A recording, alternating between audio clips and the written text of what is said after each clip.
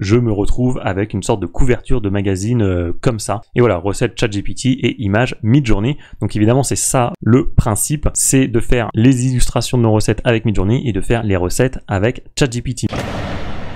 Bon, aujourd'hui on va parler recettes de cuisine et on va allier la puissance de Midjourney à celle de ChatGPT pour créer un magazine de cuisine qui va vous donner l'eau à la bouche.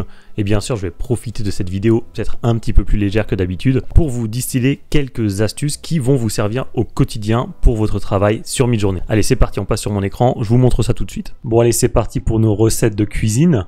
Alors, la toute première étape que j'ai faite, c'est de demander à ChatGPT de décrire tel ou tel plat. Je lui ai pas demandé une recette, vous comprendrez après pourquoi. Donc je lui ai juste demandé avec un prompt très basique. Là en l'occurrence c'était peux-tu me décrire une quiche aux fruits de mer en anglais et en un seul paragraphe. À chaque fois c'était ça. J'ai juste modifié à chaque fois le nom du plat évidemment et du coup il m'a donné à chaque fois une description du plat que j'avais demandé. Donc cette description là je l'ai utilisée comme prompt sur Midjourney. Et voilà, pour ma quiche aux fruits de mer par exemple ça m'a donné ceci.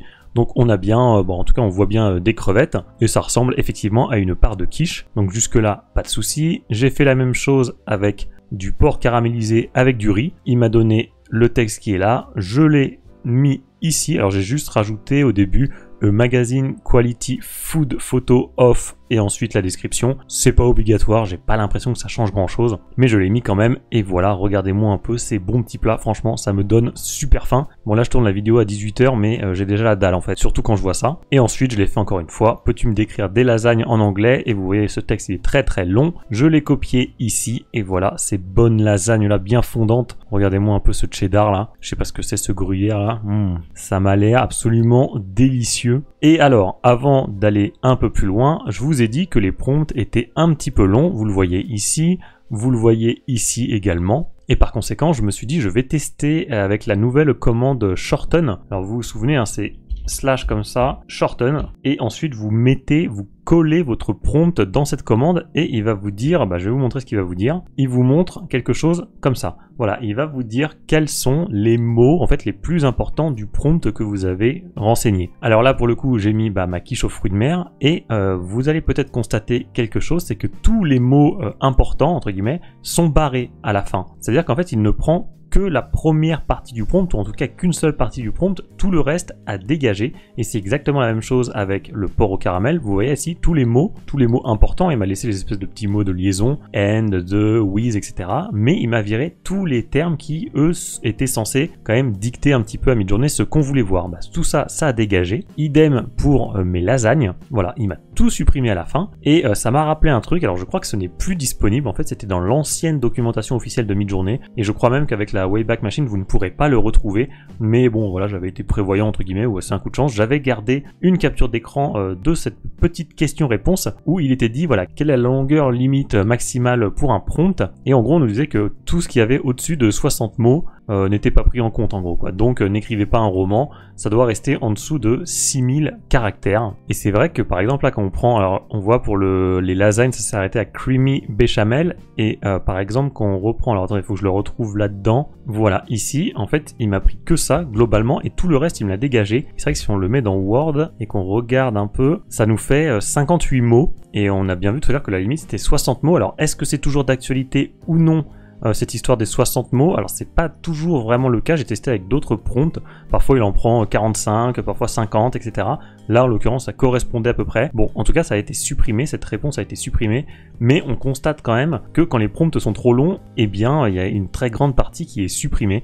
Donc écoutez, gardez en tête peut-être cette notion de 60 mots, même si elle va pas être totalement exacte. En tout cas ça peut vous donner une idée d'une limite à ne pas dépasser. Et de manière générale, évitez de faire des prompts trop longs, vous allez embrouiller l'intelligence artificielle. Voilà pour ça. Et ensuite, alors j'ai continué, cette fois-ci j'ai fait un croque madame, donc c'est un croque monsieur avec un œuf, n'est-ce pas? Donc avec un prompt pareil qui m'avait été donné par ChatGPT. Voilà donc les images que ça m'a donné et après on va commencer à travailler un peu avec celle-là. Donc c'est celle en haut à gauche que j'ai upscale, celle-là n'est-ce pas, j'ai cliqué sur U1, voilà l'image que ça m'a donné. Et ensuite ce que j'ai fait, c'est que voilà, dans l'optique par exemple de créer un magazine de cuisine, on pourrait avoir envie d'avoir plusieurs angles. Donc par exemple là on a cette image qui est allée, on va dire à la première personne entre guillemets quoi, c'est comme si on avait un peu posé l'appareil photo sur la table, on va dire ça comme ça. Et je me suis dit bah pourquoi pas faire une espèce de vue aérienne pour avoir une vue différente tout simplement, puisque dans les magazines on n'a pas toujours une seule photo du plat, on peut en avoir plusieurs. Et alors pour changer d'angle, du coup ce que j'ai fait c'est que j'ai fait en fait une variation strong, donc j'ai cliqué ici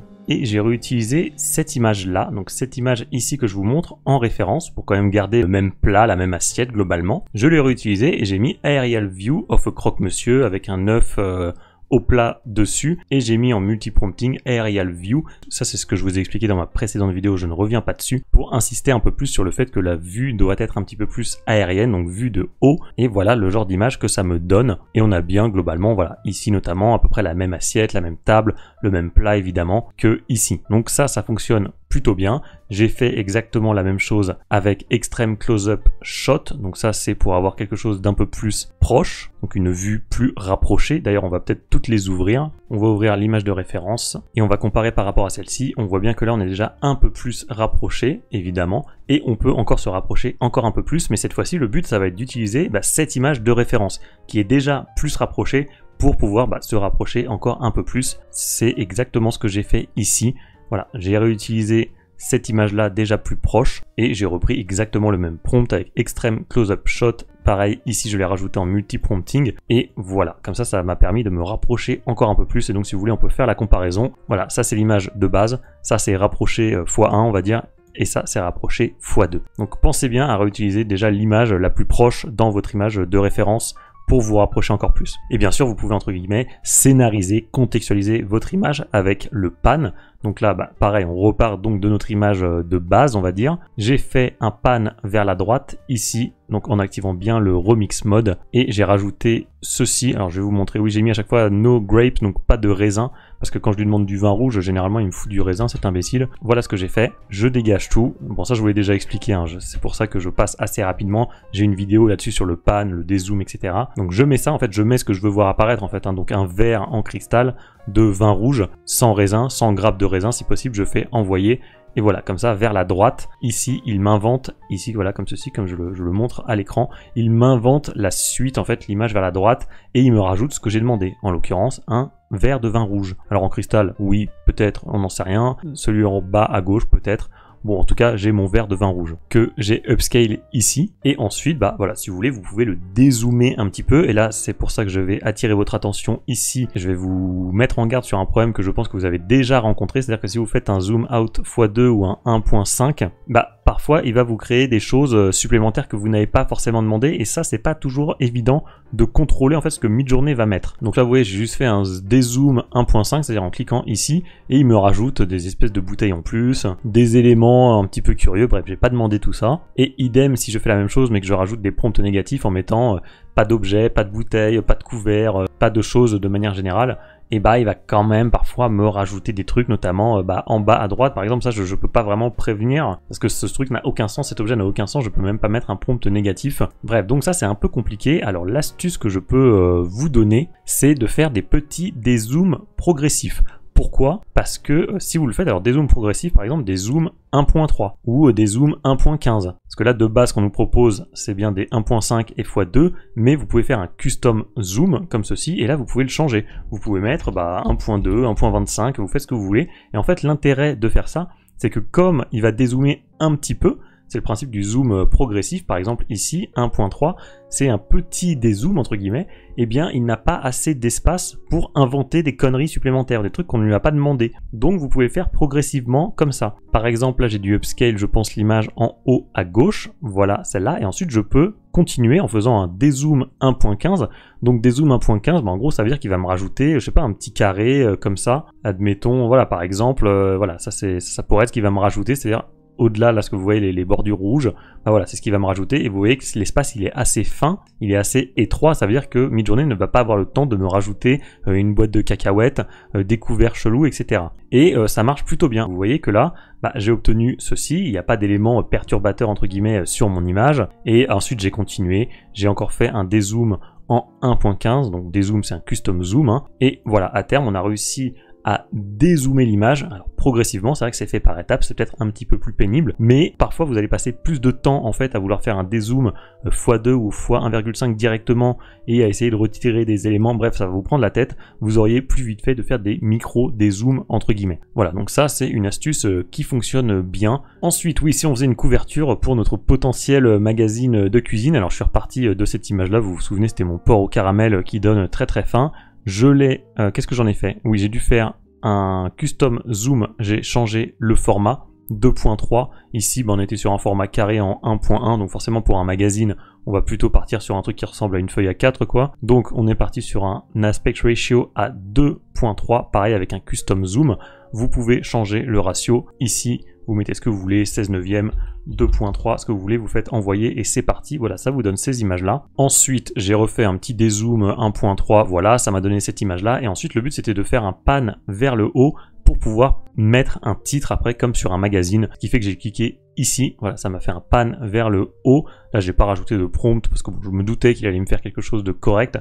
Encore que les images à droite, vous voyez que ça va pas du tout. Mais celle à gauche, ça allait très bien, il y avait rien. J'étais bon pour avoir un titre ici, donc j'en ai upscale une, celle-là. Et ensuite, je suis passé sur Canva, j'ai fait un tout petit montage en rajoutant du texte. Franchement, ça c'est basique, c'est même pas le sujet en fait de la vidéo. Et voilà, par exemple, je me retrouve avec une sorte de couverture de magazine comme ça. Bon, évidemment, je vous explique pas pourquoi j'ai mis le I et le A en rouge, n'est-ce pas? Alors moi, j'aime beaucoup le titre, hein, je le trouve sympa. Je trouve que c'est une bonne idée. Évidemment, pour un magazine de cuisine fait avec l'intelligence artificielle, j'ai trouvé ça assez chouette comme jeu de mots. Et voilà, recette ChatGPT et image Midjourney. Donc évidemment, c'est ça le principe, c'est de faire les illustrations de nos recettes avec Midjourney et de faire les recettes avec ChatGPT. Alors les recettes, bon évidemment c'est pas vraiment le sujet de la chaîne, mais quand même je vais vous en parler un petit peu. J'ai repris le texte, donc vous vous souvenez celui que j'avais demandé tout à l'heure quand je disais à ChatGPT décris-moi le porc au caramel, il m'avait donné ce texte là, et là après j'écris quels sont les ingrédients mentionnés dans ce texte. Et là, à ce moment-là, il me donne une petite liste, et ensuite, je reprends cette liste-là. Est-ce que tu peux m'inventer une recette de porc au caramel en utilisant les ingrédients suivants? Donc ça, c'est tout ce qu'il m'a donné. Ensuite, il me fait sa recette. On peut lui demander de la traduire en français si vous voulez. Traduis ton précédent texte en français, et voilà. On a notre recette de porc au caramel made in ChatGPT avec les ingrédients qu'il nous a donnés. Pourquoi j'ai fait ça et pourquoi j'ai pas demandé directement la recette de porc caramel à ChatGPT? Parce que je voulais que les ingrédients de la recette soient ceux qu'on retrouve sur la photo. Autrement dit, ceux qu'il m'a donné dans le prompt en fait. En fait, je voulais que les ingrédients qui soient dans mon prompt soient dans la recette et pas qu'il y en ait d'autres. Hein. Parce que si je lui avais demandé par exemple, donne-moi une recette de porc au caramel et qu'il m'avait dit, voilà, tu mets des petits pois et que, c'est n'importe quoi, hein, des petits pois ou j'en sais rien, moi, des champignons, et que sur mon image, il n'apparaissait pas ces ingrédients, je trouvais ça un petit peu nul. C'est pour ça que je me suis servi du prompt que j'avais utilisé pour créer la recette. Voilà, j'espère que vous comprenez ce que je veux dire. Comme ça, on est vraiment dans l'exactitude. Et d'ailleurs, c'est vrai que je l'ai fait aussi, j'ai demandé directement une recette à ChatGPT et j'ai copié-collé le prompt de la recette. Et là, c'était toujours pour ma quiche aux fruits de mer. Et là, vous voyez qu'on a des trucs, on est plutôt sur du gratin, mais c'est pas, ou des crevettes crues comme ça. Bon, bref, on est très très loin de la quiche. Donc je trouvais en plus que copier-coller simplement la recette dans un prompt, ça marchait pas très bien. Et oui, vous avez vu sur la miniature, oui, c'est bien Philippe Etchebest en personne que j'ai créé. Et oui, je l'ai créé en partant d'une image existante. Voilà, ça c'était une vraie image de Philippe Etchebest. Je l'ai mis en image de référence et j'ai écrit, voilà, un homme chauve qui ressemble à Philippe Etchebest, se tient la tête avec les mains, il est habillé avec une tenue de chef cuistot, il est très étonné. Ça m'a donné ceci et ensuite j'ai fait avec Insight Face Swap, donc vous vous souvenez, clic droit, application InSwapper, pareil je reviens pas dessus, j'ai fait une vidéo sur le sujet, même si déjà de base l'image était franchement pas mal, je trouve qu'il y avait une vraie ressemblance, mais après voilà, après Insight Face Swap, j'ai des images qui ressemblent quand même un peu mieux, donc c'était assez marrant de faire ça. Ici pareil, c'est l'image de base. Là, c'est après avoir utilisé InSwapper, la commande InSwapper, donc ça marche bien. Idem pour lui, bon voilà, je vais pas tous vous les faire.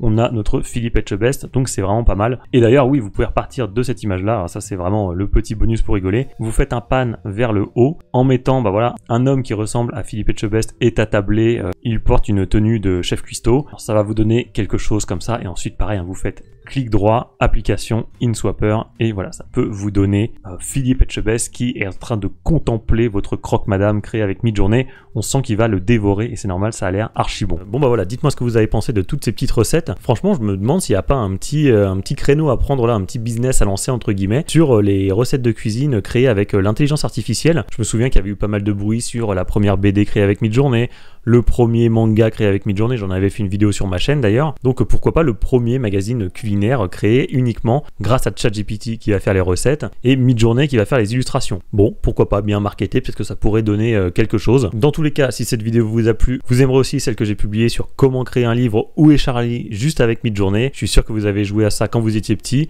Bah, sachez que vous pouvez refaire exactement la même chose sur Midjourney et je vous montre comment faire.